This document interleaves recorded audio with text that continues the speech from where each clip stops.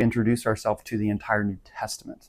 The closest thing we did to this would have been something similar to where we did the mini-series after Galatians, to where we looked at how that the God that we had been introduced to from Paul in Galatia, so that very first letter that Paul would have written to the Gentiles, how the God of the New Testament is no different from the God of the Old Testament, that he is a God of grace, he is a God of love, he is a God, and also that the Holy Spirit and what the Holy Spirit has done and how he has worked and moved. So that's kind of the closest, but not really, because we're going to be looking at so much larger of a very high altitude here. So this would be almost like we're flying around like Moon or Mars.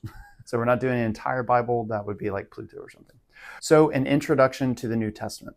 The word testament, this word, it is a Greek word, or rather, this one is Latin, but it comes from the Greek word diatheke. And so that word, we find it in this very exact sense that we see in Hebrews chapter 9, verse 15. And what this word means is it means covenant.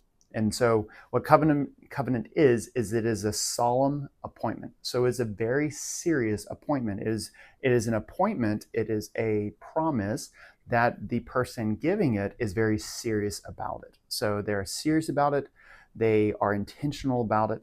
And this word, it occurs 33 times total in the New Testament. It also includes a few times and throughout the Old Testament.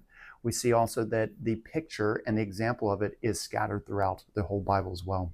And this is also where we get the word dispensation. And so dispensation, what that means is that God has chosen and has made it known or promised to work by different means at different times along his calendar for the purpose of redeeming fallen man back to himself.